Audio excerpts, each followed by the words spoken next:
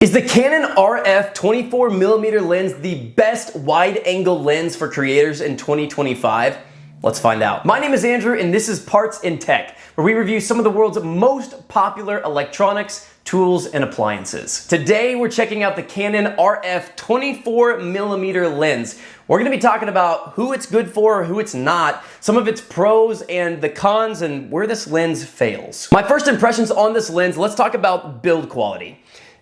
This is one of Canon's affordable lenses.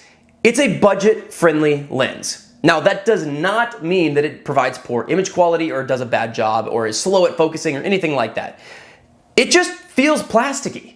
Like, that's it. It feels plasticky. It's plastic. The build quality, though, is very good. As you can see, they've got this selector dial up here, which allows you, it's fully customizable. And then you've got the zoom here. Sounds great, feels great.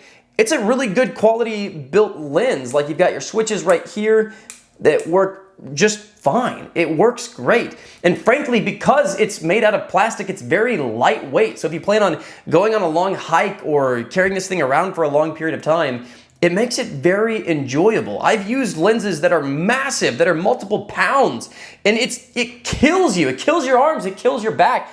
This lens isn't gonna do that. And really, you don't have to sacrifice much image quality either. There is a little bit of distortion around the edges here of your picture, of your lens, of your video, or of your picture. You know, there's a little bit of image distortion, but oftentimes you can fix that in Photoshop or in Lightroom or Premiere or After Effects. You can fix some of that.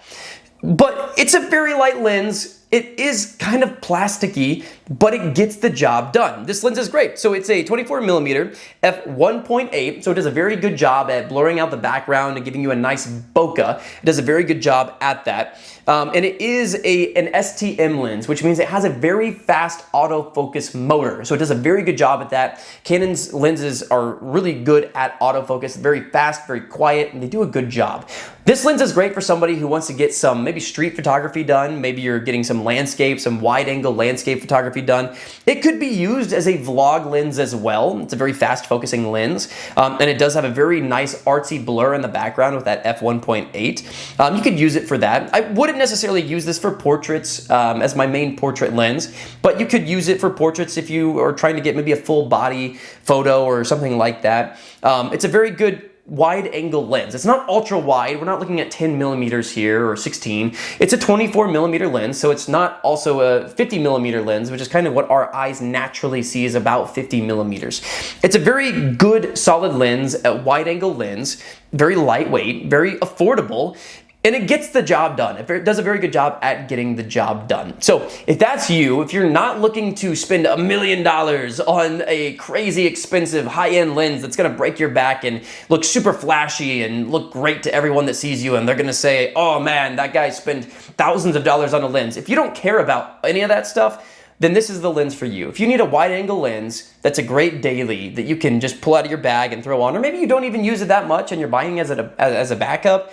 it's gonna be a great lens. Like I said, there's a little bit of image distortion around the edges. That's one downside. Another downside is that there's no adjustable focal length. So it's a 24mm. So if you need to zoom in, you gotta move your body. that's kind of really the only other downside. But if you don't care about a flashy lens or a little bit of distortion, and you don't mind having something that feels kind of plasticky and really lightweight, then I would absolutely recommend this lens. And I don't know if there's another lens out there at this focal length that provides this quality of image. It's a great lens. Thanks for watching. Make sure you like, follow, and subscribe.